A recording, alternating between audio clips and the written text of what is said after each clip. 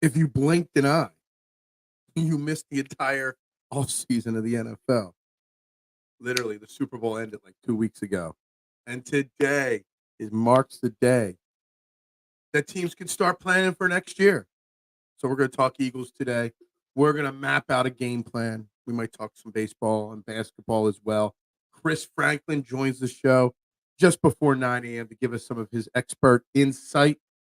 Trend the AM, taking your thoughts and opinions on the Eagles and anything you want to talk about live in 30 seconds.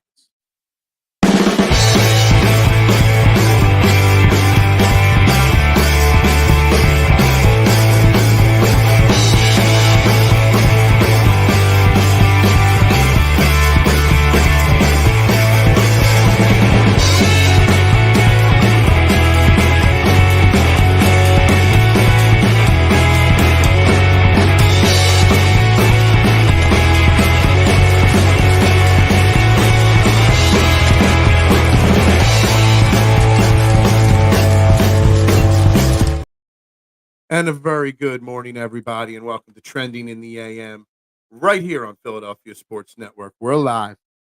Facebook, YouTube, Twitter. You know the drill. Hit those like, share, subscribe, retweet, follow buttons wherever you're watching, on whatever platform you're watching. We are on 6 different YouTube, Facebook, and Twitter accounts right now. So get your comments, get your thoughts, get your opinions in as we get set for the 2024 football offseason, the Eagles offseason. Officially, today is the first day business can be taken care of for your next season's worth of teams. Literally, the shortest time that any league is shut down. It's literally less than 2 weeks post Super Bowl, and we're already, boom, well, just about 2 weeks after the Super Bowl, and boom, we are on to the next season already. There's no waiting. I'm your host here, always on Training the AM, Phil Stiefel. You can find me, follow me on any social media platform that I'm on at Beard of Knowledge. That is where you can find me. So I'd appreciate a follow as well. Jam-packed show today. Talking Eagles offseason, talking things that the Eagles can or can't do, things that they should focus on or not. We got to talk about Devontae Smith a little bit, Kellen Moore a little bit, the salary cap a little bit. Some of the schedule and key moments to watch out for between 8:45 and 9 o'clock. Chris Franklin, NJ.com. Eagles beat reporter, will be joining us to give us his expert opinion on the happenings and what the Eagles should and shouldn't be doing as well. Some other things that I want to talk about today. I do want to bring up a conversation at some point today about Anthony Rendon, player for the Los Angeles Angels over in the AL. Showtime Ohtani's former teammate.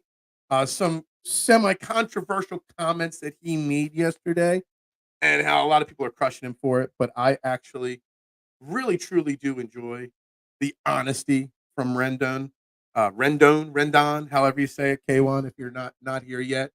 See how badly I butcher that name. It's just something that intrigues me. But we get started with the NFL. Today is the official day that teams can start placing franchise tags on their players. Now, the Eagles do not have a free agent that they would place the franchise tag, but it is the first step. It is the first, part of the offseason. I'm sitting here looking at the schedule. Today starts the franchise tags. The combine starts the 26th, which is literally less than a week away. March 11th, when the tampering period of free agency begins. And it is going to be a huge free agency period for the Eagles. That starts on the 11th. We're 3 weeks away from that. And then we've got the, league meetings and the draft in April and stuff like that. But officially, unofficially, the league season starts today in the NFL. And I don't know when the news broke, whether it was yesterday, late yesterday, and I just missed it, or this morning, but I saw it this morning for the first time. The NFL has announced the basic approximation of what the salary cap will be for 2024 for NFL teams. And, in Howie's favor, it was originally projected at about 243. Now they're projecting the salary cap to be $250 million. Frees up a few, $7 or $8 more million for Howie. That puts them at around $27 million in salary cap at this moment. Obviously, a lot of things that the Eagles and Howie Roseman could do to get them north of 50. Hell, there's ways that they can get themselves north of $60 million in cap space. And that leaves the Eagles with a lot of money to spend. A lot of nitwits. That seems to be my new favorite word on Twitter right now, calling people nitwits. There's a lot of nitwits out there speaking trash and garbage on the Eagles. The window's closed. The Jalen Hurts is the most overrated player in football. The window hasn't closed. And Howie Roseman, who is obviously got a lot longer of a track record in free agency than he does in the draft of success. You're giving him the probability of about $50 to $60 million in cap space to work with, to reshape this team, to get this team back to Super Bowl contention. And who are we really contending with to get back to the Super Bowl? The Cowboys, we know their situation. The Lions, we don't know if they're for real or not, or whether that was a fluke run last year. And the 49ers, who are completely imploding in front of our face with excuses, with firing. So the NFC is right there prime. Yet again, prime for the Eagles to make another run. And again, can't help but think Howie Roseman, with $50 million in cap space, 3 top 53 picks in the draft, 4 picks in the top 97, can't maneuver well enough to do whatever is necessary to put a Super Bowl caliber team on the field in 2024. Obviously, it starts with 4 key decisions that need to be made or figured out. It's the Devontae Smith extension. It's the Landon Dickerson extension. Both of those that free up more cap space. And then what to do with Kevin Byard and Hassan Reddick. Those are your first 4 moves that got to be figured out. Not necessarily done, but figured out between now and March 11th when tampering period begins. You got about 3 weeks to really figure that out, because what you do with those 4 players determines and dictates what the rest of the offseason will be like. So that is where we stand currently. And I do want to say that, Devontae Smith, there's different, stories and conversations and talking heads out there discussing what to do with Devontae Smith. And I don't think there's any room or any argument to be made that the deal has to get done. You can't let him go. You can't let him have to worry about his money another year. I guess you could hypothetically wait another year, but you actually save salary cap money by giving him the extension now. He's one of the premier young wide receivers in football, arguably on par with A.J. Brown, even though that bit me in the butt saying that in the past. Howie Roseman has always been elite at finding a way to get a player signed and beat the curve. Signing Sweat and Reddick before the prices jumped. Signing, I lost my train of thought. Jordan Mailata, before, which you could extend him or renegotiate him, save more salary cap space. So getting Smitty and Landon Dickerson done first before anyone else from their draft class gets their deals, big picture, saves you some money. Set the market versus having to beat the market. And that is something that Howie has done very successfully for a long period of time. And I don't foresee a situation where this is any different. That Smitty and Landon will get their deals done. Now, they might not get done by March 11th when the tampering period begins, but the frameworks of those deals probably will be in place by then. At least the conversation, so Howie has an idea. And then after those ideas or frameworks or conversations will be had, then Howie has to figure out what to do with Kevin Byard and what to do with Hassan Reddick. And I think they're 2 critical talking points this offseason. And like I said, we will get into those talking points with with Chris Franklin around 8:45, 9 o'clock this morning when he joins the program for a little bit. But Kevin Byard, if you cut him, you release him, you're freeing up $13 million in cap space. That's a massive amount to go out and attack the position with. If you renegotiate Hassan Reddick's contract, and it knocks another $11 million off the cap. I think the Kevin Byard conversation is an easy one. You're either making him your starting safety for the next couple of years, you're renegotiating whatever, or you're cutting him. It's either you believe in him or you don't. The Hassan Reddick one's a very, very difficult conversation to have. What is up, Mr. Bucci? Joe Bucci, how you doing? Biggest need on defense. It's a tricky question, in my opinion, because I think the biggest need is the need that has to be determined in the next, free agent tampering is March 11th. That's 2.5, 3 weeks away. Your biggest need is to figure out how much cap space you have to spend in free agency. And you figure that out by what do you do with Kevin Byard and Hassan Reddick? Are you going to be able to renegotiate Hassan Reddick's contract? You figure out a renegotiation. There's upwards of $12 million in cap space freed up by getting an extension done with him. And that's big when you're looking at safeties, when you're looking at linebackers, positions of need on this team. Do you have $27 million, which is now the projection in cap space? Or do you have $50 million in cap space? Figuring out what kind of cap space you have is your biggest need right now, because then you know how big you can go. There's going to be a lot of Eagles fans that really want the Eagles to jump at Patrick Queen. There really is.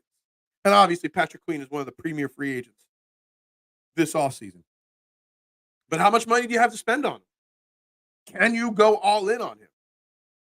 You got to figure out what to do with Reddick first. You got to figure out whether you're finding a way to keep Byard or not, or you're going to move on. The other question is, are you confident that when Sidney Brown comes back, he could be a starting safety in this league? Because if Sidney Brown and Reed Blankenship are your safeties of the future, you could probably find a way to renegotiate Kevin Byard's contract, extend him, give him a 2-year deal or whatever it is, whatever the extension's like, save some cap money by giving him an extension, maybe not the full $13 million by cutting him, but figuring out that game plan of those two contracts and what to do with those two players has to be dealt with by March 11th. Because if you don't know, then you don't got that money. What are they going to do with the Bradbury contract? I mean, your SMD, is it SMD or yeah, SMD? Sorry, SMD Eagles. Dude, your guess is as good as mine. That is a sticky, tough situation right there. You got his contract, and you got Darius Slay's contract too. Let's not forget about Darius Slay's contract either. That ain't no cakewalk of a contract either at this point. You cut him post June 1st, or you designate him as a post June 1st cut. You save some money on the cap, but it's still that money's still got to be paid, and it'll be affected in caps down the line. You try to run James Bradbury back. Is Darius Slay? I know this sounds completely insane at this point, but Darius Slay's contract's more tradable than James Bradbury. Would you run it back with James Bradbury another year? I mean, if you play him out next year, I mean, what's his salary is like $5 or $6 million. Like, do you just play him another year and see if under Vic Fangio in a new system with new pieces around him, if he's got anything left? And you trade James Bradbury, who you can actually get. Like, if you trade James Bradbury, you're getting a 7th-round pick max. You trade Darius Slay, you might get a little bit more. I don't know. It's a tough, sticky situation, SMD, on the Bradbury contract. And what do you have at cornerback? Maddox, you might got to move on from him. You've got, Isaiah Rodgers has sat out an entire year. You got Ringo and you got Ricks, young guys that had bright spots, but also hiccups in their rookie years. So it's a sticky state. And there's a lot of people that want the Eagles to draft a quarterback with the first pick that they've got. What Howie does there He's kicking himself in the butt today on the first official day of the 2024 league season that he gave last year Bradbury and Slay those extensions. Had the linebacker and safety from Miami with Fangio ties. I get it. Everybody wants everybody that's tied to Fangio. It's not necessarily the only way to go. You got the safety. There's a safety and a linebacker from Denver as well with Fangio ties that are available. Simmons, and I forget who the lineman is. There's a lot of guys with Fangio ties. But, I also don't want – I'm going to be concerned with where the money goes, what the age of these players are, et cetera, et cetera. Howie will find a way to move on from these contracts. If Howie has zeroed in on a player, not much stopping. Absolutely. Absolutely agree. But that's why, Marshawn, I said the most important thing for him to do first is to solve the Reddick and Byard situation before March 11th. So if he's got a guy zoned in that he's on, say it's Patrick Queen, biggest name out there. He wants Patrick Queen. Well, by figuring out the Reddick and Byard situation, now he knows how much money he's got, and he can go in with an aggressive offer. It's like buying a house. You got to be able to go in with an aggressive offer in this market. Same thing in free agency. Everybody's cap space just went up. $7 million in the blink of an eye. From last night to today, every team's got $7 million more to spend. So I think that is something to take into account as well. Morning, Dave. How you doing? Hope you're well today, my man. Hopefully Howie will lean on Vic's experience to determine who. Yes. Yes. I've been preaching this. No more square pegs, round holes. Get the players your coaches want, not the players you think they should have. Without a doubt. Patrick to the second power, please. Queen and Surtain. Oh, my God. Could you imagine? Well, first off, Surtain is so unachievable, Dave. I got to be honest with you. It would take a monster trade to get Patrick Surtain here in Philadelphia. It just would. You're looking at 2 first-round picks to start. Maybe Josh Sweat. Maybe a conditional 3rd pick of some kind.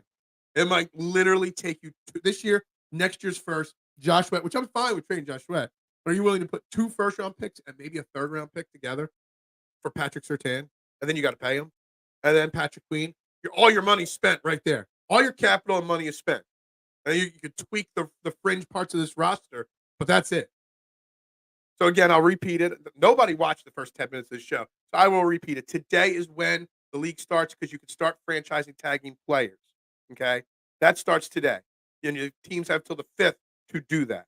Then March 4th or February 26th is the combine, the tampering part of free agency, the illegal tampering, the dumbest thing in football, starts the 11th of March. Officially 4 p.m. on the 13th is when contracts and trades can be officially announced. And then you've got the combine and the drafts and stuff like that in April, OTAs and stuff. So the 11th is free agency. Today is franchise tag. So that's why today is really, in my mind, the unofficial start of the 2024 season. And that's right. Good morning to you all. Good morning to everybody. No on Eddie Jackson. He's older and rated much lower on PFF. Well, first and foremost, before we address the no on Eddie Jackson, the PFF ratings, you got to take them with a grain of salt.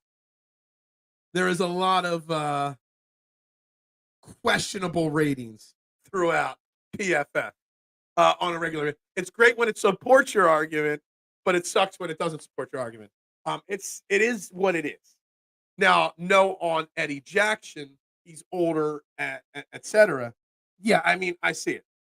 Now, Eddie Jackson's the kind of guy that I would target if I'm Howie Roseman, and I feel like Sidney Brown will make a full recovery and is the guy in the future. Okay? Reed Blankenship, if you're confident. I'm not 1,000% sold on Reed Blankenship. And I know I'm one of the few in Philadelphia on that situation. But, what you're doing there dictates what you do everywhere else. And we don't want any more injury-prone players. That's for sure. Never trade for skills positions. If they get injured, their career is over. Only trade for linemen. Interesting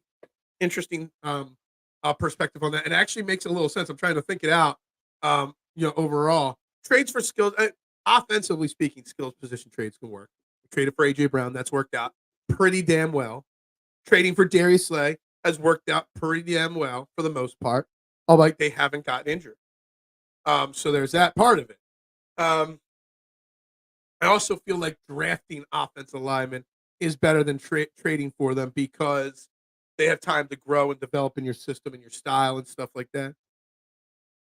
But the offensive line's the next other part of this, situation. Will Jason Kelce officially make his decision before March 11th? Because that changes everything as well. Excuse me. The Kelce situation, is Cam Jurgens the center of the future? Do you have to draft a guard to replace him? Is Tyler Steen capable to start? I forget his name, but I heard rumors about a guard from Baltimore that's a free agent. Go out to get him to play guard when Cam Jurgens goes to center. I firmly believe Kelce has in a private locked room with some tequila, sat down with Howie Roseman, said, I've made my decision, but I want to make the announcement, and here is my decision. Just do not say it. Or I will backtrack on my decision. I think there's some leverage deal been made. I'm retiring. You tell anybody, I'm going to go play for the Chiefs. Or something silly like that. Or I'm going to play, but I want to make that decision. And if you announce it, I'm going to quit.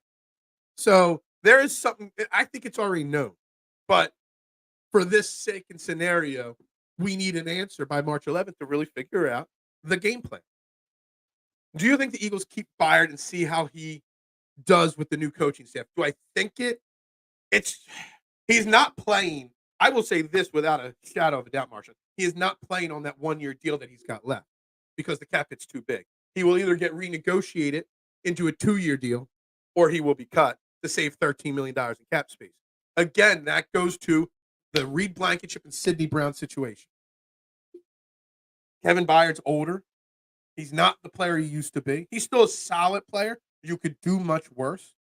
But if you think Sidney Brown is going to be back late in the season and then in 2025 is your starting safety, then you probably keep Byard if you could get a cheap deal just as a transitional player. It's better to keep Byard as a transitional player than bring in another Byard, another player that, is just going to come in here for a 1 or 2 year. Now, if you don't think Sidney Brown or Reed Blankenship are the guy of the future, then you have to cut ties with Kevin Byard and go all in on one of the elite safeties that are available out there. So again, it comes down to, if you're Howie Roseman, what your answer is on Reed Blankenship and Sidney Brown over the next 3 to 5 years. I think that is the biggest thing there. I'm worried about the backup right tackle if Driscoll is gone. Driscoll, I've made my opinions known. He's okay. Jack Driscoll is very replaceable. I'm more concerned of right tackle and right guard if Kelce isn't here. If Kelce was playing, then you got Steen and Jurgens to fill in there.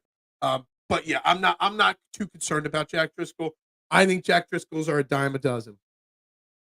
If Kansas showed us anything, it's that young players need to make an impact year one with all the money tied up in the quarterbacks. Absolutely agree with you. That's why I've been saying it, Marshawn. You watch this show every day. I've said it multiple times.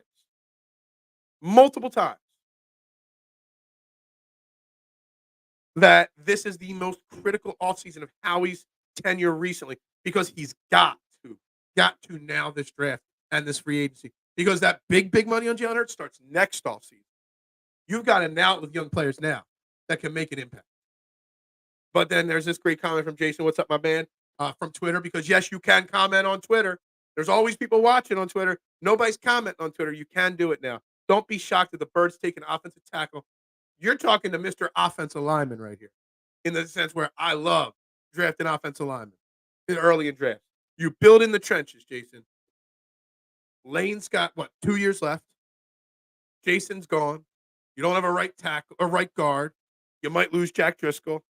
One of those first 3 picks, you got 3 picks in the top 53. I guarantee if he takes all 3 of those picks, 22, 50, 53, one of them will be an offensive line.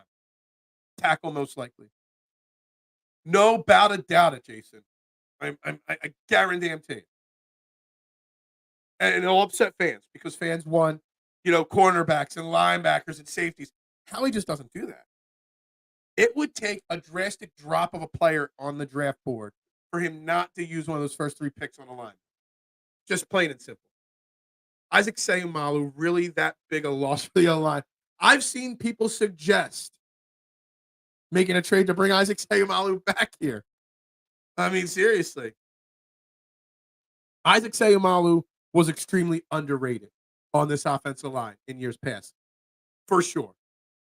He was very underrated because Isaac Seumalo wasn't the big name like Kelce or Johnson.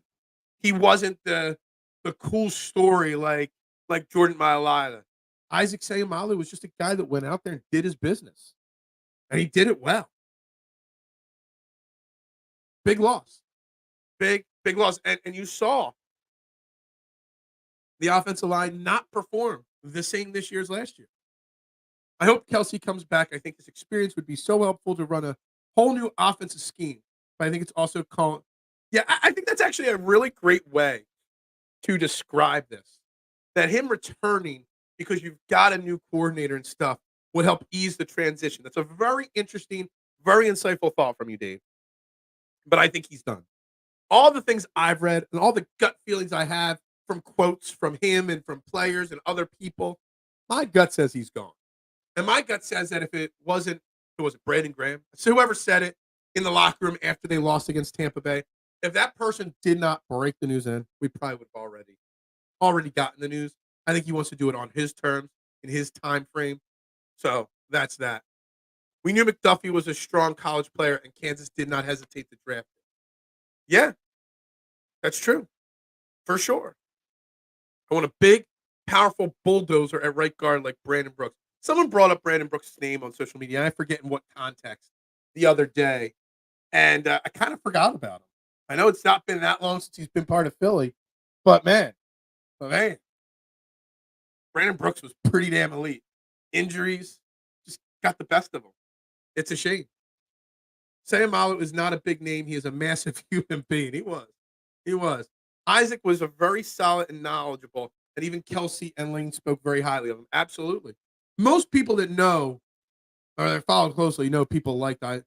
There are people, we said it on this show last year that it was going to be a loss, a major loss. Don't forget about Brazil. Kelce might want to play in Brazil. No, Mitch. What's up, Mitchy Poo? How are you doing? I didn't say Mitchy Poo. I got to make sure I say Mitchy Poo whenever you pop in. No. Kelce's got the money, man. Kelce wants to go to Brazil. He could go to Brazil. He is not going to come back and commit to another season just because game one's in Brazil.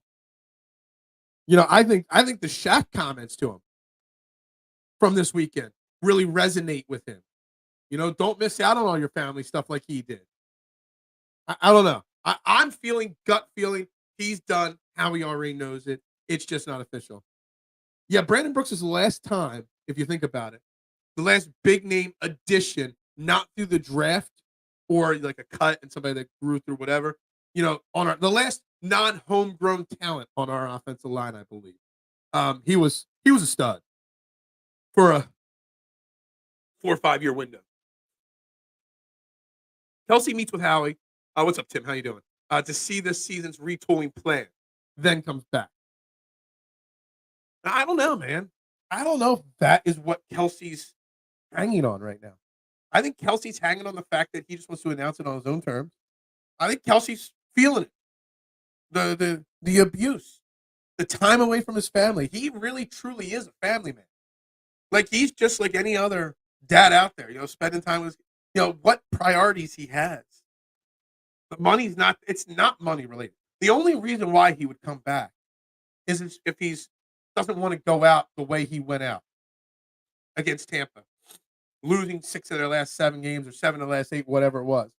That is the only scenario, I think, that draws Jason Kelce back. Outside of that ending, that there's no reason for him to come back. What is there left to accomplish for Jason Kelce? He's a surefire first ballot Hall of Famer. I know he still plays at a fairly elite level. I don't know. And you're saying exactly what I'm saying. He was too disappointed in the ending like they did. Watching his brother win, he wants one more. But there's no saying he's going to get one more.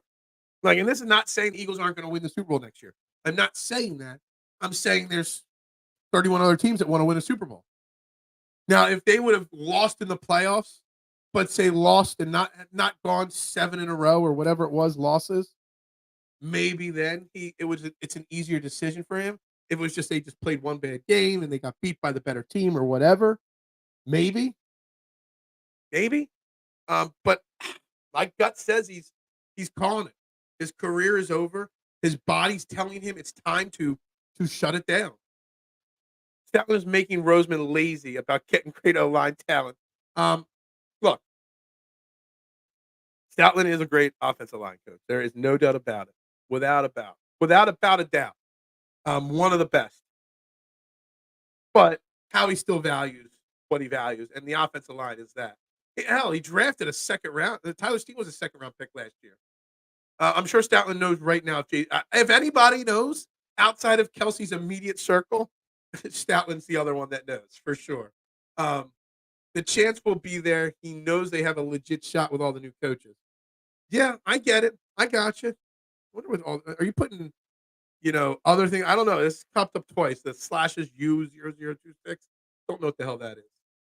Does Kelce not coming back change your outlook on the season? Will his loss be a giant alteration for the Birds? That's something that we can spend a whole show just talking about that.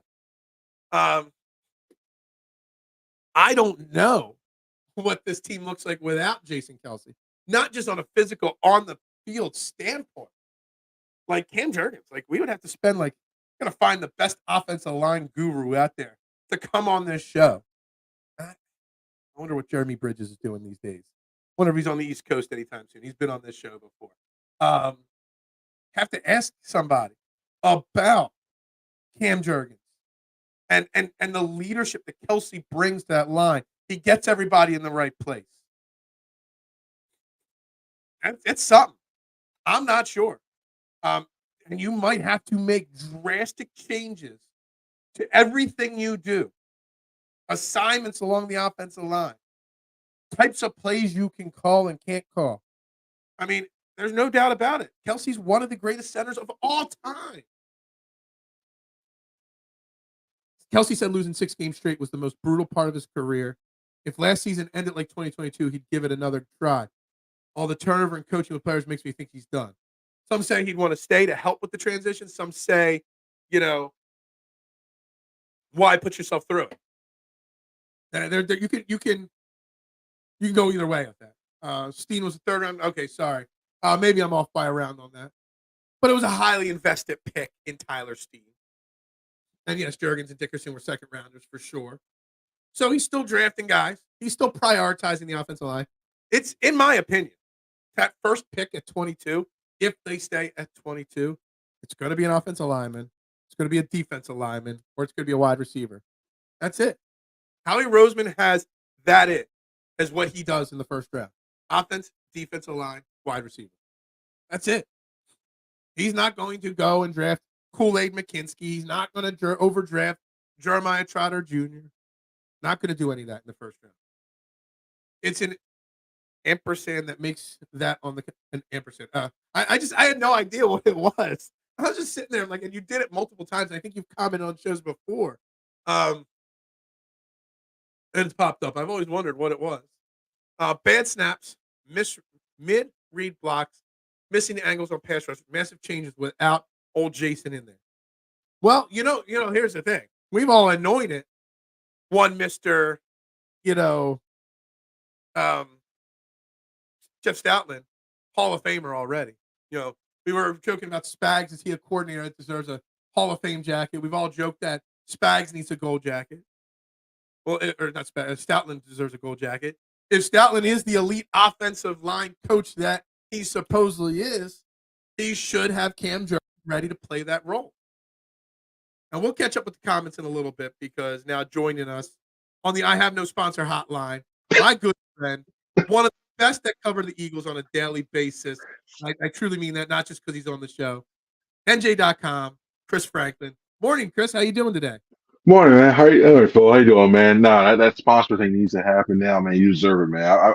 I may not be looking to always comment and everything, but I watched from afar. You do a great job, man. It's coming. I feel it. I appreciate that, Chris. Look, today starts the unofficial start to the new season for me. And first and foremost, yes, you did a great job as always. Another great, successful season covering the Eagles. Thank But you. I've been saying something very, very important on this show a lot in the last 4 or 5 weeks since our season officially ended.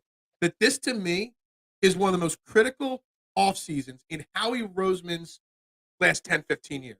Because we're kind of teetering right there. Do you buy into that this is really, really important that he nails the draft, he nails the free agency more so than other years? I think so because when you look at the way that this team is set up, it's still built to go. It's at that weird point of a window where Yeah, it's the back half of it. So you need to replenish that quickly because I don't think they're that far off from going back there. I really right. think there's all you need a couple pieces, but mainly on the defensive side, but you just need a couple pieces and you're there. So they have to hit on the first these first those first four picks they have in the top 100. They need to hit on those. They have to. Mhm, If they hit, especially if they just hit two of them. If you hit two of them, I think you're mhm. fine. And just make a couple tweaks here or there. This team. If Yeah, not, a wild card round. Here we come again. you mentioned the window, and that's like kind of the common thread. If you pay attention to social media, people are talking, has this window already shut? I don't think the window's shut, but because of where they're sitting with certain players and their contracts, if he fails with some of these picks and where he spends this massive amount of money, that window could close pretty quickly, right? Yeah, because if you just looking at the way that it is, like even when you look at guys like AJ, when you look at guys on there's a lot of veterans when it comes to like Wayne eventually, like that's years before they let him retire, but maybe he goes, yeah, maybe I don't want to play anymore because just a rebuild because he has to rebuild because you've been so bad on that downturn. Maybe you look at there's a lot of different ways you can look at it, a lot of 1 year deals, and so you Mhm, can literally this team could clean house, eventually when you mhm, look, it's like, you know what, we can't. There's nothing we do. We got the most out of this things. Even the way that the Hurts contract is structured and everything else. A lot of the stuff is structured so they can get out quickly or not mhm. the New Orleans Saints where they're basically the last in the draft because they gave bad contracts. You're wondering how they're going to turn things around. So it's built in for them to make a quick fix, but it's I think I think they turned this thing around though. You mentioned Jalen Hurts, and that's so funny because they could get out of it. And, there's plenty of Jalen Hurts, haters out there. We won't name any names or anything like That's that. what It is what it is.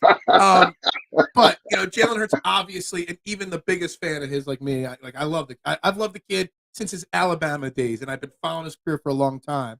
Even I can admit he had a down season compared to 2022.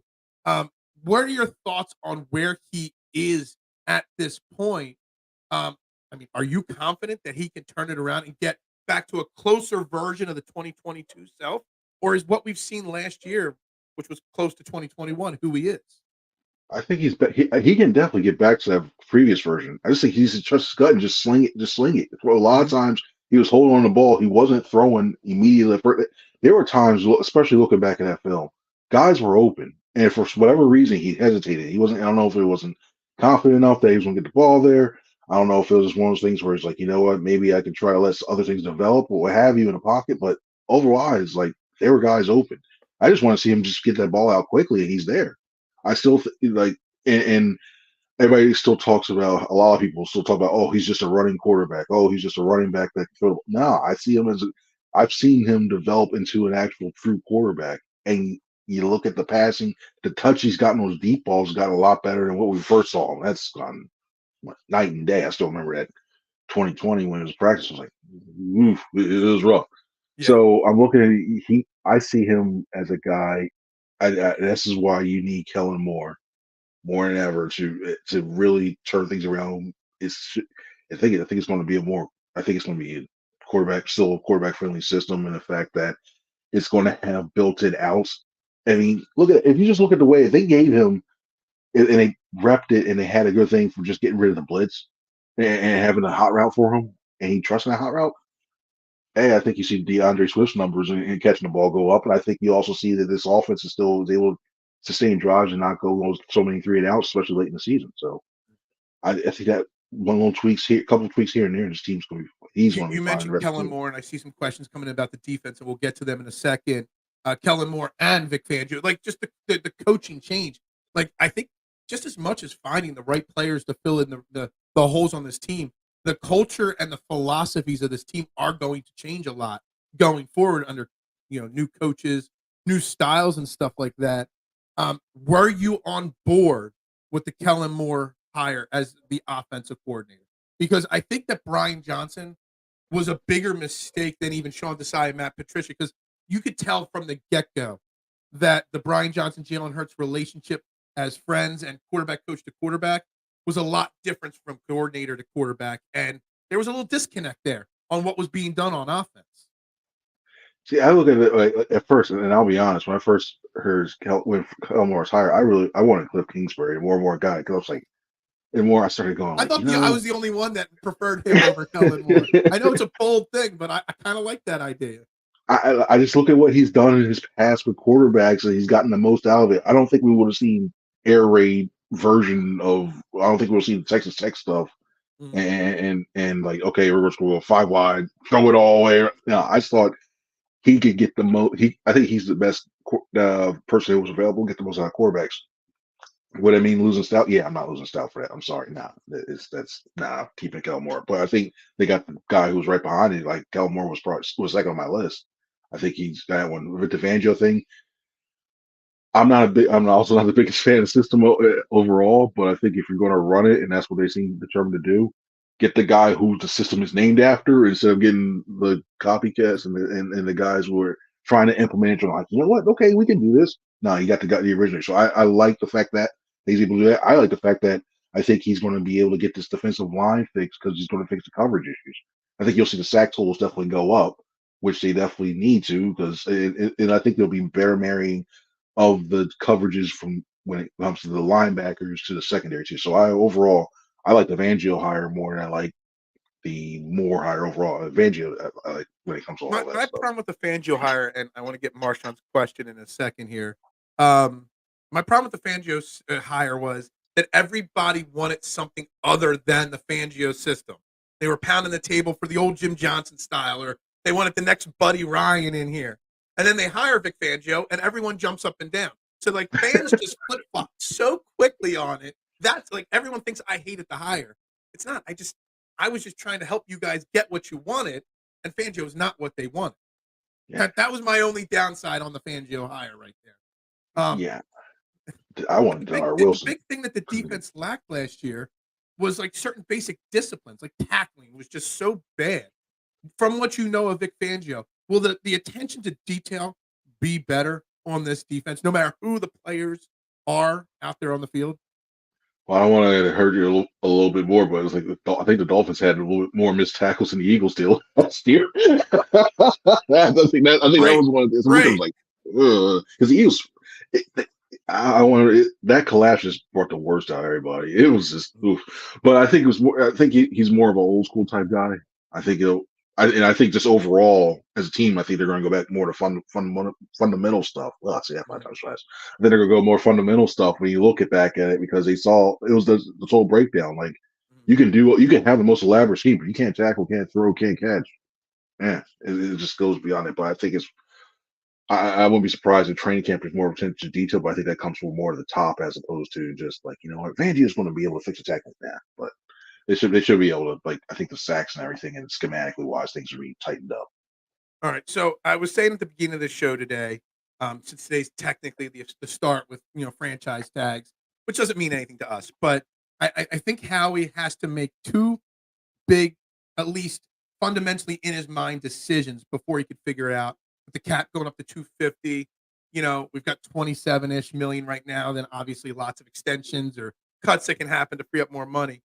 The Hassan Reddick and the Kevin Byard situation, he needs to make his decisions on first. Maybe not the deal done, but needs those decisions first. Everyone's just assuming Kevin Byard's going to get cut to save that $13 million. I don't know. Maybe he doesn't. And then Hassan Reddick obviously needs to either be traded or get that contract reworked. I think they will get something reworked. But, what would you do in your scenario with those two players? What would be the smartest thing for this team to do? I think right now, given the issue that they have right now, safety just depth wise, because you don't know if you hoping Sidney Brown comes back at the start of the season for week 1, week 2. Then you got Reed Blankenship, and besides that, like eh. So I'm like, I'm probably personally, I like the restructure buyer because I think he's a better. I think with this, I know he's not the buyer we saw 3, 4 years ago, but I think with this defense, and I think the scheme though, I think he'll be a lot better. He's gonna be a lot better than what we Mhm. saw last year. So I'd restructure. I extend him, make it like a 2 year, play around with the money's avoidable. Hassan thing, personally, I think we're headed to a holding.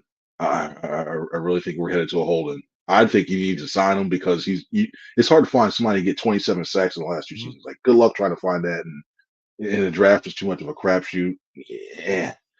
So I think if anything, I think they hold the line, and if a deal is done, is right before maybe game one. But I Wow. think they're just gonna say go ahead and check it out. You don't think that Howie would hold firm and be like, well, if this is not what you're willing to accept, go get a trade. Like obviously there was the rumor going around that he was already told he could look for a potential trade partner. Do you think Howie would really hold the line that long and not make a move just to get off him? Because you got to have a plan.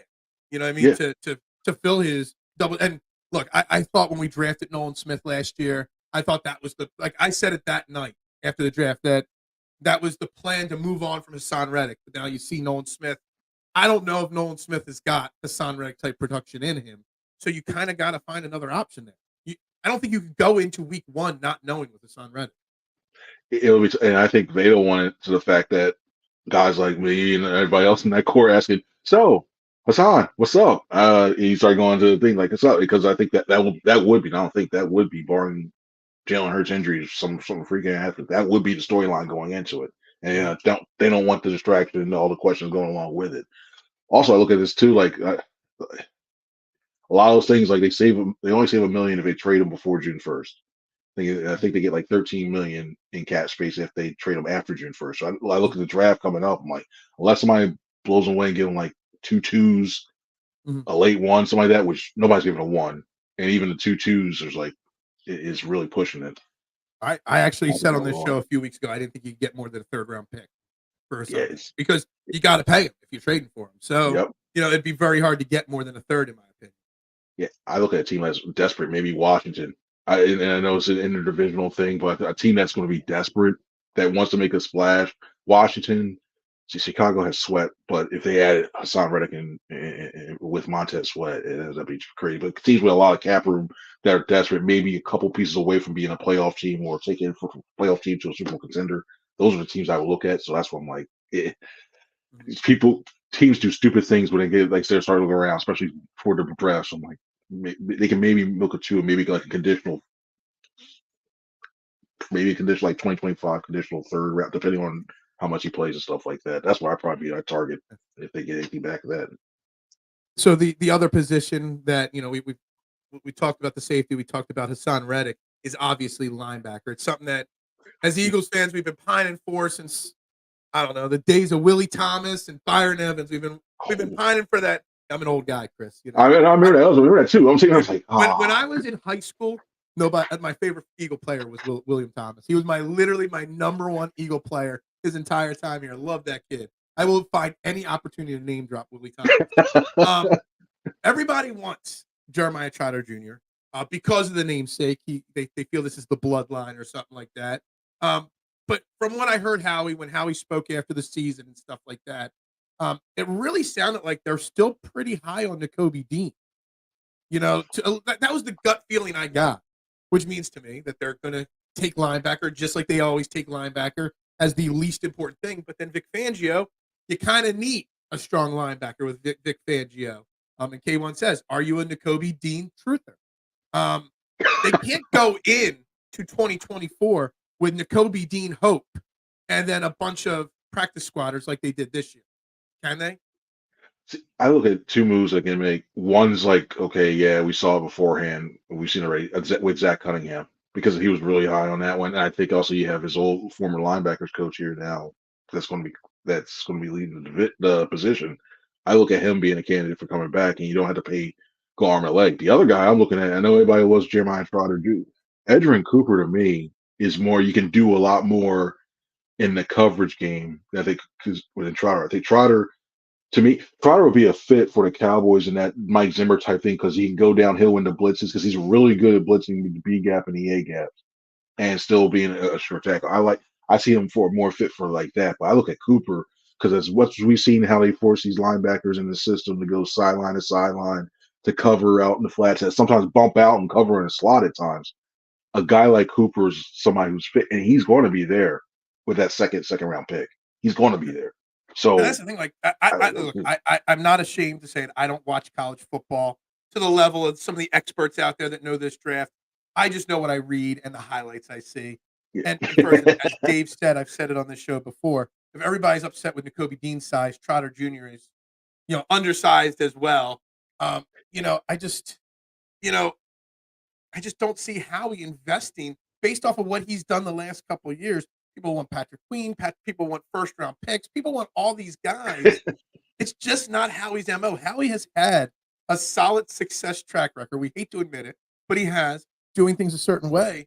And linebackers is just not it. But on the flip side, you also can't go in with all the N'Kobe, like all your eggs in the N'Kobe Dean basket again. There's got to be someone to push him or challenge him for that job again. It makes me laugh. I just thought when we talk about this, like we want Patrick Queen. We had Patrick Queen at home, and it's the Kobe talking about. So like I just imagine Howie being like that figure, that parental figure. Like we have him at home. It's like okay, yeah. The thing is with Dean, just stay healthy, and like I've seen things like I think that's one of the things where he actually has played. He hasn't been as fluid as we've seen beforehand, is because he just needs time and just need to get ready on the field. So when he's going, I think he's actually a really good linebacker. I wouldn't mind seeing him play more in 2022 because I thought he was that good at the time. Mm-hmm. But yeah, I think you'll see patchwork stuff with that one. But I think this is a year where they take a day two pick, and I think most likely that second Mm-hmm. rounder as a guy to address that position. Well, the other position on because it feels like the offense needs a little tweak here and there, depending on what Kelce does and the running back, third wide. It's tweaks on offense. On defense, it's like almost like it needs a complete overhaul to an extent. You've got three cornerbacks on this team with three big question marks. You got Darius Slay, big contract, had a good season, but not Darius Slay level. You have obviously Avonte Maddox who can't stay healthy, and if you're in the tub, you can't help the club. And then you got James Bradbury, who, my God, I mean, I've never seen a drop off as big as I've seen from James Bradbury last year compared to 2022. I mean, you can't cut them all. You can't trade them all. You got it. You probably got to keep at least one of them with all the young guys. I mean, everybody wants Kool-Aid McKinstry in the draft and whatnot. And look, what do you do? Like, how do you maneuver when your three top quarterbacks all have massive question marks on it?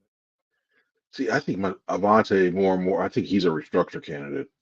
I think he is. So that way, you free up some of that money on there. But you're right. That like I look at that, especially the biggest question mark I have. I start to wonder personally: do you move him back to safety to get help your depth there? Because when you look at the numbers that you have there, I think I think they're high on Keely Ringo. So he's going to get more run next year. For me, it's one of those things where ask do you ask Bradbury to take a pay cut? Because if not, do you start to look and move him? It's like, okay, you know what? Not move him for us, but like, hey, you're gonna have to learn to play in the slot. You're gonna maybe you move him back to safety as well too. Slay's the one you keep, but I think that's another way where I look at maybe a corner. I think you still draft a corner no matter what, Mm-hmm. but it's a log jam, and one of those guys. So If here, let anybody me is, phrase it. Let me yeah, phrase it another way. I said it earlier in the show that it wouldn't shock me because of all the money, the trade values, everything that Slay's the guy that goes, not Bradbury. It's probably easier to trade Darius Slay at this point than it is James Bradbury because of the seasons they had. And yeah, whether you restructure them or whatnot, I mean, maybe under Fangio, maybe Bradbury has a better season. I know it's hard to imagine after last year, but maybe Slay's the guy that goes. I don't know. see, especially the one for me. I think if anybody, I think it go Maddox, Bradbury, Slay. I think Slay's the last guy. But the reason why I put the Bradbury question mark for me is even he's a better zone corner, like pure zone cornerback than he is man to man. But with Fangio's system, you got so many match principles that they seem like zone, but there's a lot of man concepts inside of them. You're playing you're not playing to his strength inside that type of defense. So that's the one I'm like, that's the albatross is just sitting there. That contract, how you move it around, it's wrong to play that. That's why more and more keep talking. Like, And we haven't even mentioned Isaiah Rodgers' name. You still got Isaiah Yep, that's another Rodgers. guy. You have him too. I mean, I'm assuming he's going to be cleared to play this year, whatever. Yeah. You say something funny there. It's like hiring someone like Vic Fangio, a veteran, a guy that's been coaching for a long time. Howie Roseman seems to always like do things his way, and you always got that square peg, round hole philosophy. Will Howie Roseman actually give Vic Fangio the specific tools he wants? Maybe not the specific players, but the right tools so that Fangio doesn't have to adjust. Howie has to adjust on how he builds that defense for Fangio. Do you think there'll be that much more flexible communication between the two of them? Yeah, I think it's going to be. Yeah, he's going to be the head coach of that defense. I mean, he's going to act like a head coach for that defense, and he's going to say, "Hey, you know what? I want this characteristic of this guy, this characteristic of this guy," and then Howie's going to go, "Okay, yeah," because everybody knows that defense needs to fix no matter what. So yeah, he's going to give him I think he's going to give him a lot of leeway in terms of what he needs to do to retrofit this. The good thing is that since they've been trying to use this system, they had to do everything completely different.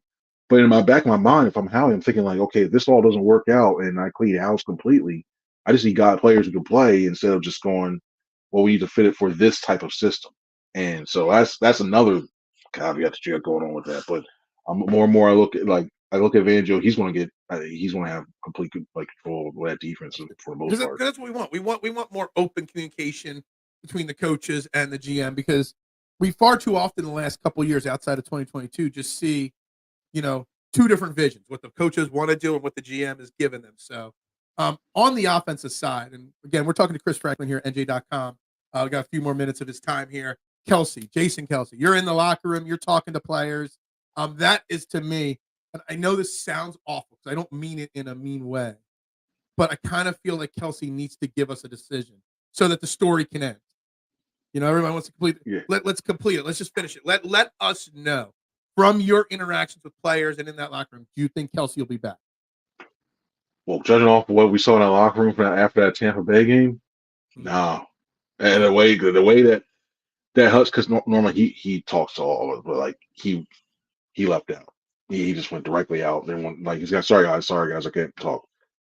When you talk to the other guys, like his teammates on that line, it really seems like he's going away. But more and more a year, Kelce is like, yeah, I might, but everything. If I had to say, he's like, all right, Chris, you have to make a decision right now. I don't think he's back, but even for then, I'd probably put in at like 60% that he's gone, because the more and more I think he's hearing everybody talk, the more and more I think he's not one to. It's one of things like maybe one more year, because starting to see a lot of moves. But yeah, there's going to be a decision that's going to have to come just contract cap wise. They need to decide what's going to happen on that one too, because yeah, if you free that up, you put a post June 1 designation on him for that retirement and everything else, all of a sudden you got some more room to work with, to play with. So that's a whole thing, because I think they draft a lineman. Want to stop doing draft too. So we talked about that before you joined the show.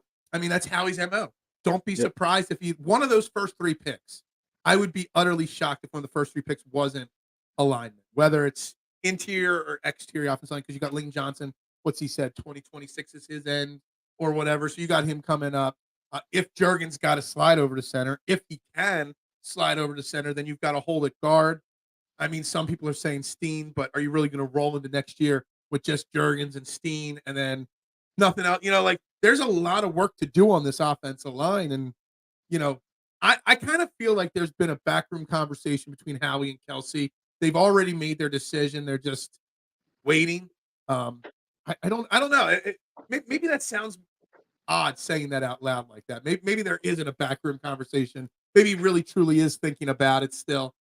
But whether he retires or not, there is some holes on the offensive line, and you got to address them in the draft, which takes away, one of those top picks for a linebacker or a cornerback or whatever. I still say that first pick is going to be an offensive lineman, a defensive lineman, or a wide receiver. I know, yes, wide receiver.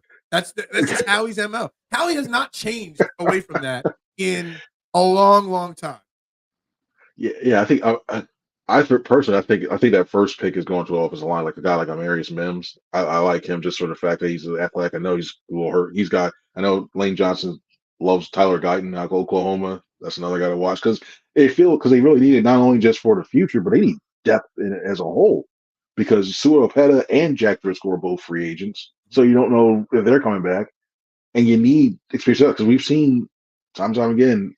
It just seems like, especially when there's always an injury on that offensive line that you need somebody's playing like 3 or 4 games this year.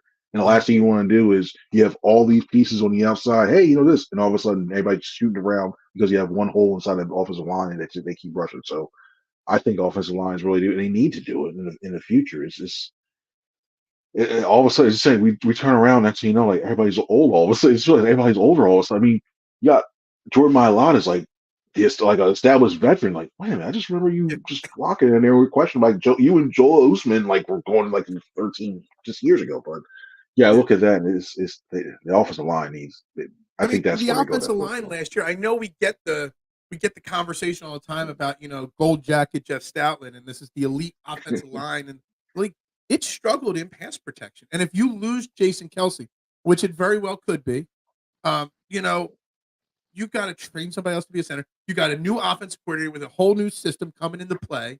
It's a big loss. So making sure you're doubling down, tripling down with more offensive line talent can only make things, I guess, easier. Big picture in 2024. Yeah, you mentioned, and the thing you mentioned that is really, he really is that pass protection because he can call out. He can before you think you're messing with Kelsey, and all of a sudden next thing you know, like you see that linebacker just shade just a little bit. Hey, okay. He starts trading protections that are good to go, and that's a whole different ball game when you're going from a guard to center, and you haven't really have a lot of established time at center. So if you're looking at when you look at Jurgens potentially being playing that position, so I'm like, Yeah, you like what do need you him in do? that Like this capacity. Kelsey literally is the offensive line coach, on Yep. the field. He's calling out everything you just said. Like, how can we be I mean, we've had Kelsey here for so long. We're gonna be really scared. I mean, Cam Jurgens, I have some potential like hope in him. I think he's a good young player. Again, he's been playing right guard for the last year. You know what I mean? So I said really it was an insane idea, but I said he shouldn't have started last year, so that he could have stayed as the backup center and kept growing for the potential retirement of Kelce that was coming this offseason. Keep working as that backup center so he's ready. Like, who are you going to trust Cam Jurgens making those same decisions that Kelce does every single game, every single play? Somebody's going to have to step up on that offensive line as the de facto leader. And that's why I think they're really, really hoping he comes back because Yeah. I think this next year is going to be the best year. I think maybe if you look at 2025, then I think you know what, make that move that way too. But I think you can be a legitimate contender because I really think the 49ers are going to take a step back. I think Oh, when you look at all those free agents they have and their cap situation, I think they take a step back. The Detroit Lions, to me, and the Cowboys are the only two teams that you have to truly worry about. So I'll take my chances knowing that I'm going against the Cowboys or the Lions. Yeah, I'll take that, and and that hinges on Kelsey coming back. And I really think that's why if I'm the Eagles, I'm doing everything I'm trying to do to entice them because seeing some of the way these defenses are going to play them, like uh, I just really think that they need him back, and that's why at least you can build your draft plans and everything else with that as soon as possible and start getting some more of those interviews going done. So it's who knows a bated breath. It feels like you're waiting for like the Pope to be elected. Like, all right, what's going on? Oh, do we have white smoke from Seattle City? Not yet. No, okay.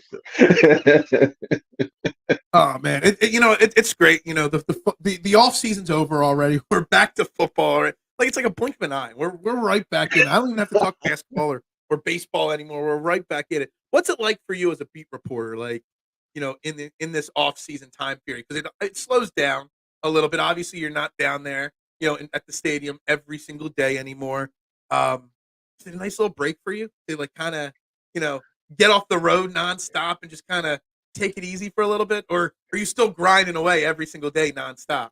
See, whatever I say now is going to be crazy because today's the first day of my vacation. So I'm like, oh, okay, I'm okay, yeah. interrupting your vacation. I'm sorry. No, you kidding me? No, that's what I like to do. I make sure I had time to actually do this. Usually I'm like usually at 7 o'clock, like we I should say we all because actually we look forward to the fact that you know what we have time to flesh out and actually make even more calls and start making looking at more film, looking at everything else to see like to really break down. Like for us, for at least I know for where we work at NG.com, it's nonstop. Like we're still churning out stuff left and right. Like, all right, is this a vacation? Okay, cool, vacation. I feel good now. But no, it's a nonstop thing, man. Like the NFL truly has become 24/7. Because as soon as we're done with with all the like the combine coming up, they say, okay, who do you interview? So you start trying to find background, and then all of a sudden, Mhm. hey, league meetings are coming up. What's going on? It's a never ending. The only time we get truly like to say, all right, we can take a breath. Is the dead period, which is right after OTAs are finished, all the way up to training camp. That's the only time where it's like, There you go. unless they sign somebody, pop sign. Yeah, Well, good. here's the final question for you, and this is the thing that I want to know about every reporter that I'm going to have on this offseason is: are you going to Brazil, and can I come with you? I'm still waiting to see on that one too, because I Mm, was. It's funny you mentioned it. Last night I was looking at flights. I'm like, yeah. it's, So it's that one too. long story short, I worked on a cruise ship for a while, way back in the day, and I got to travel the world. And my next stationed assignment was going to be doing Brazil for their big celebrations and stuff like that. And then I quit because I got engaged and stuff like that. And I couldn't do the six Good month reason to traveling though. anymore. So my last chance to be in Brazil was like 2003, 2004. I gave that up. Now I feel like I'm too old to go to Brazil. Like I don't think I could physically handle the party life of Brazil, but it's pretty cool. I know a lot of fans don't like it, but it would be pretty cool as a reporter to get to go down there for that kind of stuff.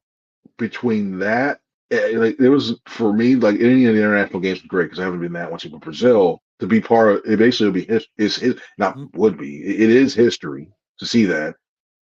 It's a vibrant community. It's a lot going on, and oh yeah, you get to go to the biggest city that's on this side of the hemisphere. Yeah, all right, I'm in. You know, Done. If your bosses say, "Here you go," you're going. You're like, "Yep, my passport's yeah, ready to go. I'm there, no problem." Right? get that, the visa and everything else. Yeah, see you guys later. I'll go take as many pictures or videos I can with this one. Try to get as many stories I can. I'll go out around the ring and just watch my head and make sure I don't get robbed. But yeah, it'll be good. K1 in the comments always requires before I let a guest go to ask the same question to every single person: Godfather or Goodfellas? I don't know why K1 cares, but he cares. So before I let you go, Godfather or Goodfellas? Please forgive me for I have never seen The Godfather. I have never seen The Godfather. I know go fully through. I've seen bits and pieces. I've seen the horse and thing. I've seen the final scene where he goes into the grass and see. I've seen bits and pieces. Never watched the Spoiler whole alert. thing.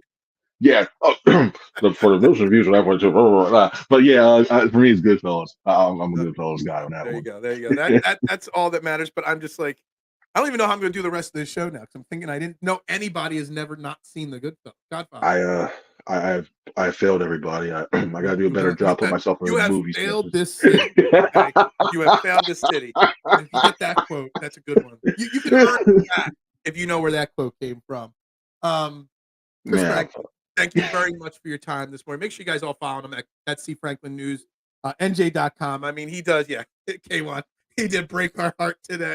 sorry. The off season's over. It's ruined. Sell the entire Eagles team. Trade Jalen Hurts now because it's over because Chris Franklin hasn't seen the Goodfellas I'm or going to Godfather. Baltimore. Forget this. No, I'm just kidding. Exactly. Chris, thank you very much. And as always, I don't just say because you're on here. I do love your work and you do a great job. And I can't wait to see what you got coming this offseason. Likewise, man. I appreciate it. Thank you so much for having me on. Truly have. It's Thank, always fun, man. Thank you. thank you very much, Chris. Guys, Chris Franklin, NJ.com. Thanks a lot. Thank you. Chris Franklin on the I Have No Sponsor hotline. All right, I missed some comments. Let's see what I missed here. See, someone knew where that quote was from. That's right. That's right. That's right. The arrow. There you go. Hold on. I got a private little chat. Yep, there we go. We're good there. Respond to my man there. Back to these comments here. Let's see. What we got? I can see you. Finally, you're a little late to the show today. Core 12. Are we bringing back Chris after that? I know exactly. He's banned from the show for life for that one. Lock yourself in a room and don't leave until you finish The Godfather. Yes, absolutely. Chris is Fredo. You broke my heart. I knew it was you. Yeah. We'll flag on the play. Never saw God. I know. Yes. Uh, it's like me saying I've never seen Breaking Bad. Exactly. Chris won't be seeing him no more. I love Chris. Chris does a great job.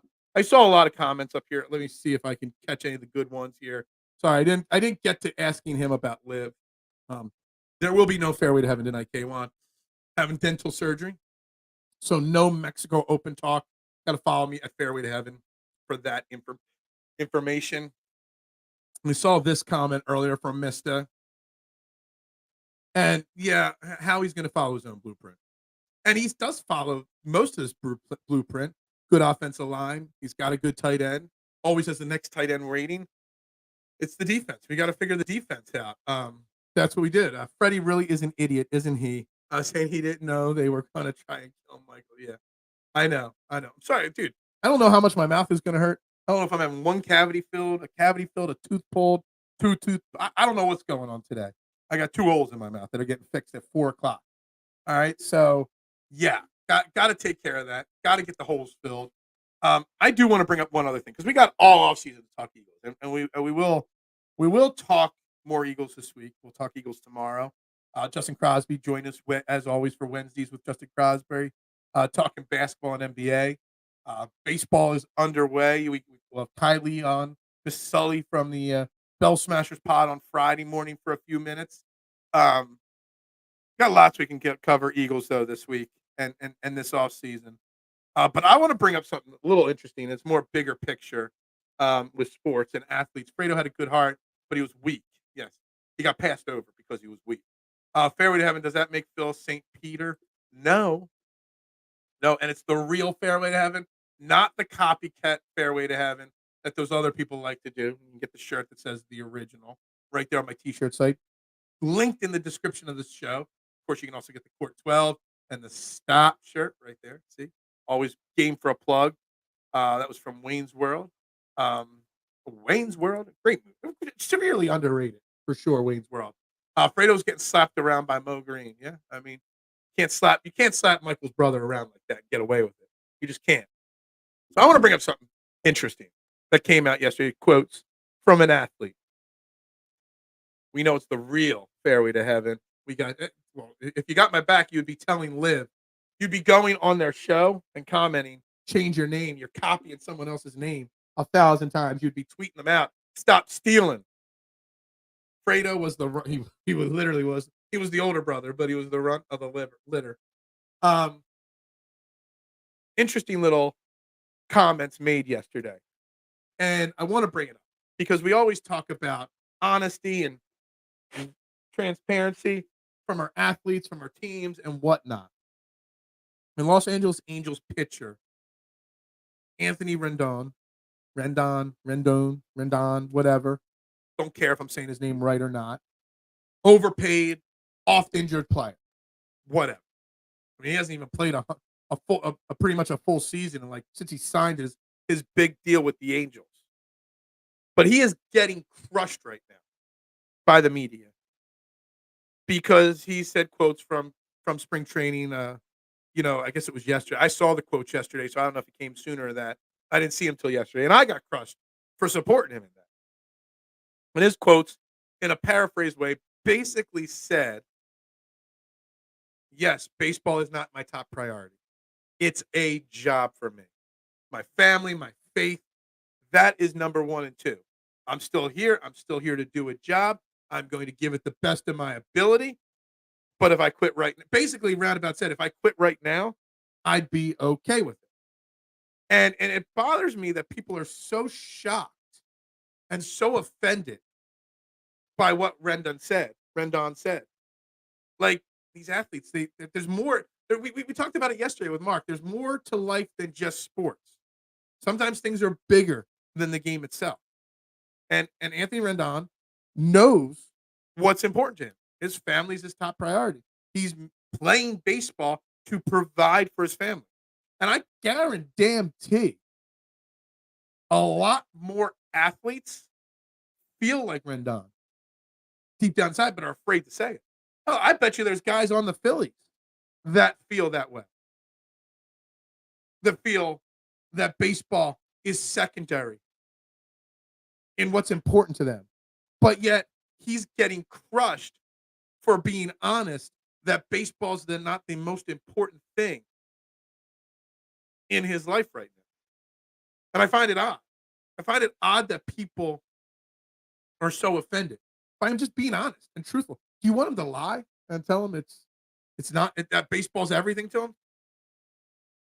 Yeah, that's my family. That's not me. Yeah, I get it. Once we get started, I hate asking the Godfather question because once we start talking Godfather, you guys can't get off of it. You just can't get off the Godfather. You guys just love it way too much. If athletes don't want people in their personal business, then why bring it up? He was asked questions and he gave the answers. And then when people followed up, he said, I just gave you the answer. Why are we worked up that he was just honest in an answer? We want honest answers from our athletes. We want honest answers from our GMs and our coaches. We love that Nick Nurse gives us more than Doc Rivers ever did. We love it that Dave Dombrowski is open. Dave Dombrowski spoke yesterday and said, look, there's one spot left. Outside of pitching on the offensive side, there's only one spot up for grabs. The other 12 offensive positions, they're locked up. Basically told everybody that's in camp, that's not a pitcher, you're all battling for one spot. It's offseason and media wants controversy. Now, media doing controversy is Chris Sims, simpleton, running his mouth again yesterday, saying that Jalen Hurts is the most overrated player in the NFL.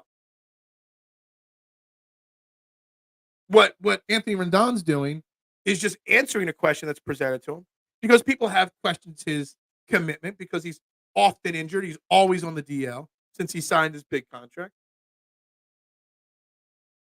I don't understand. Like, do people really think, because there are a lot of super offended people by what Anthony Rendon said yesterday. Do people really think every athlete in every sport put the sport, the team, and the city they play for ahead of their family, ahead of their other things that are important to them in life? I don't know. What are my thoughts on Versace Rock? Notice he did this, not this.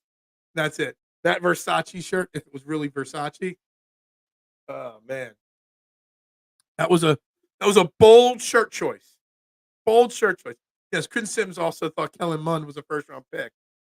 Yeah, I see nothing wrong with what he said. I mean, Steph Curry, the greatest shooter ever, has so many other great directions he can go post his career. It's not even post-career. There's a lot of a difference. And see, I see this, and I'm trying to phrase this. There's a big difference between what Anthony Rendon said and what Ben Simmons does. Ben Simmons obviously doesn't care about basketball. He's doing it to make money. But yet he doesn't do it the right way. He's not honest about that. Ben Simmons would be happier playing video games every day. That's fine. Just be honest. Just say it. See, we wanted the honesty from Ben Simmons. We didn't get it. Anthony Rendon gives people the honesty, and he gets crushed for that. It's like you can't find that middle ground. And it kind of frustrates me to an extent because I respect him for saying it. Now, I don't know all the inner workings of the Los Angeles Angels and, the fact that I know people question his heart, whether he's always injured or not and stuff like that. I don't know. I know he hasn't lived up to his big contract. I get that. But, man, we either want honesty or we don't want honesty in sports. When people are honest, we shouldn't crush them. Plain and simple. Chris Sims talking Philly or quarterback. Yeah, exactly. Like, I know, I ran a poll and it's not over yet, and I'll bring it up tomorrow. Who's wrong here more? The fans for constantly overreacting to Chris Sims' crap. And that's all it is crap. Or is it NBC Sports and PFT Live, who pay him probably a very big salary, more than any of us in the comments, to spew this nonsense over and over again? Who's more to blame? Us for overreacting or them to constantly give him the platform? Shaq and LeBron went to the Lakers to pursue Hollywood dreams. They did. And the point is that basketball wasn't their top priority. What was more offensive? Chris Sims' take on Jalen Hurts or Chris Franklin never seen The Godfather? Oh, man, I love it. I love it. And Eric, you know what? I got to screenshot this right now. I'm going to screenshot this comment because I am going to put this on Twitter later today. It'll be a good help promote the show kind of thing anyway. That will get talked about on Twitter massively after this show. Eric is Chris Sims. Yeah, I got you. I want honesty. I want honesty from everybody. Yeah, Chris Sims is dead, or Chris Franklin's dead to me.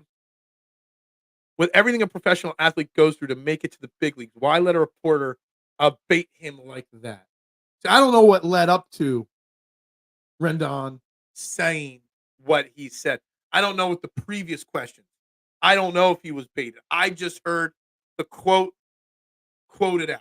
So maybe there was some out of context part of it. That if it's anything's out of context, that's on me. But what I heard was him just being honest.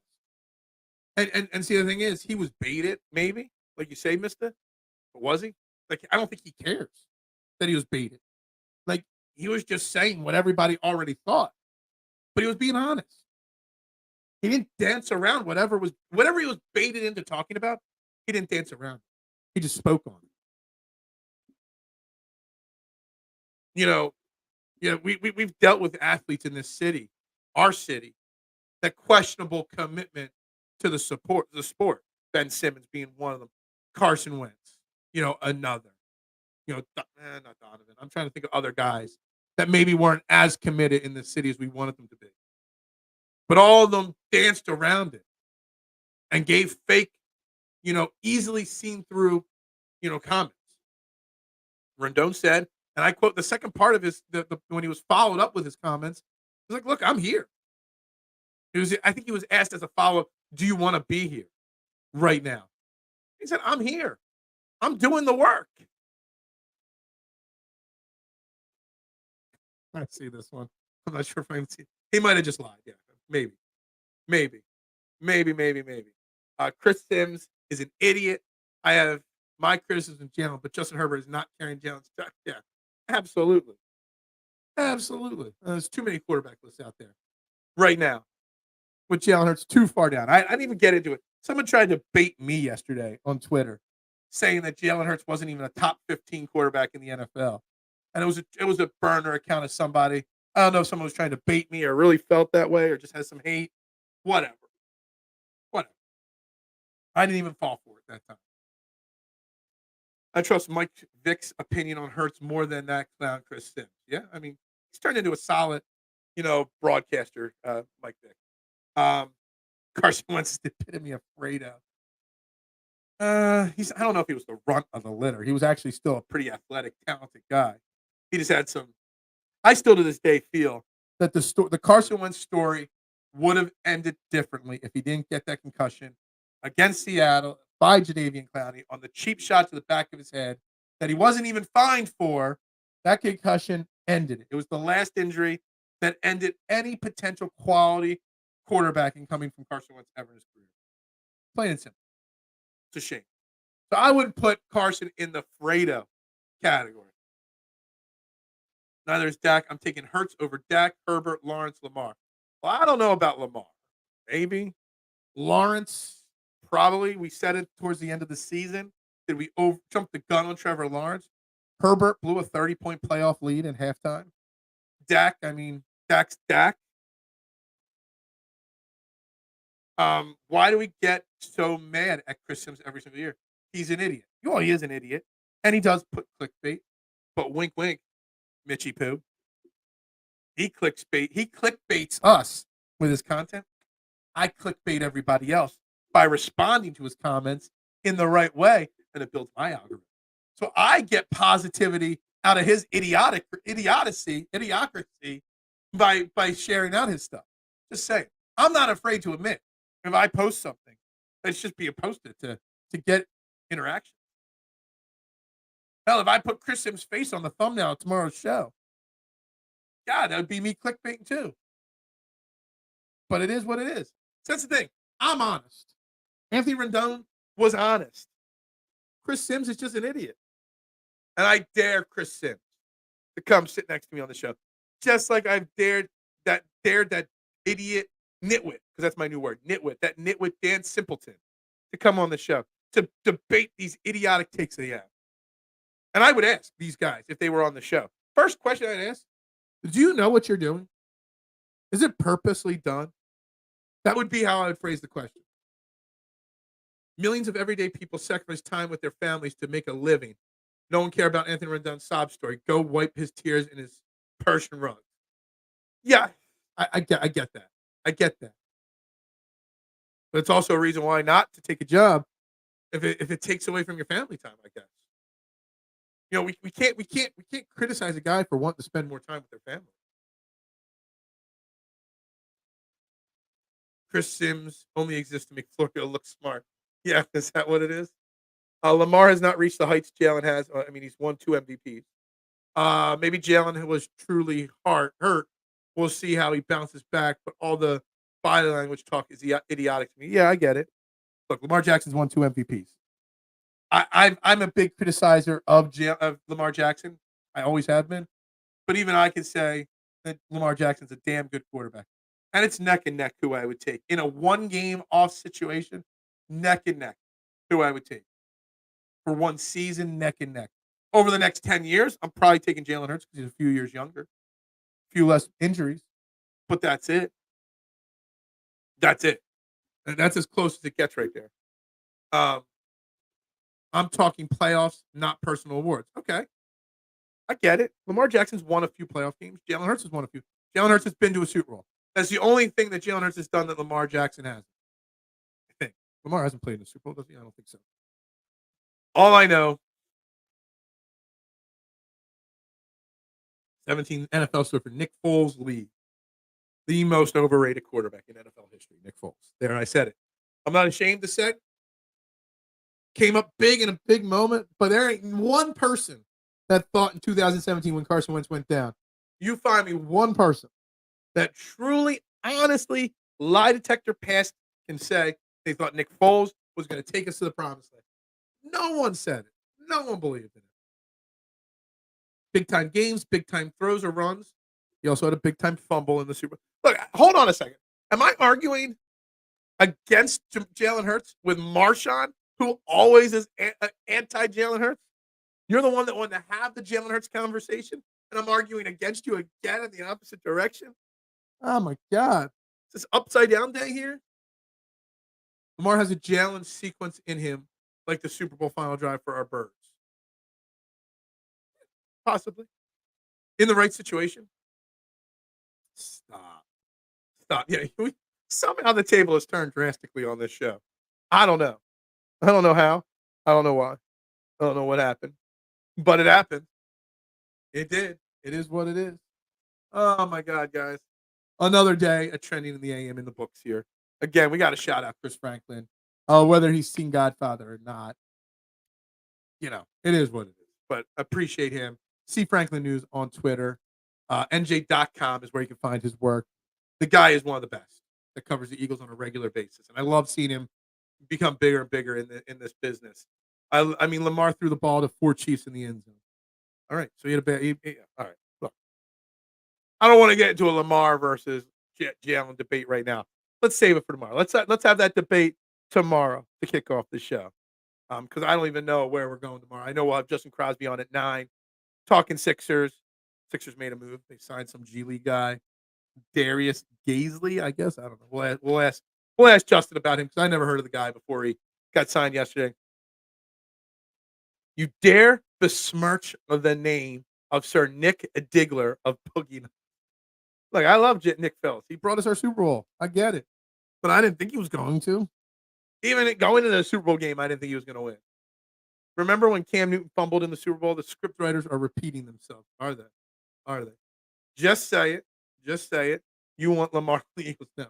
I used to crush intern Cole on this show because he thinks Lamar is the real deal. Daniel Jones over everybody. Not even only everybody in the IFL, the indoor football league. That's the only league that Daniel Jones would be the best quarterback in. And even that, maybe not.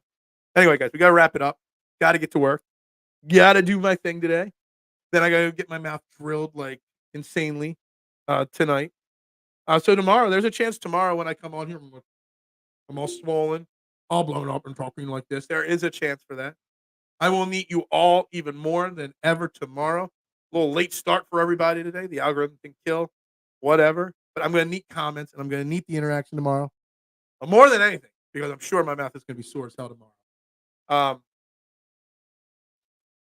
But with that, we're going to wrap it up again. Shout out. Thank you, Chris Franklin, NJ.com, for joining us. And yeah, exactly.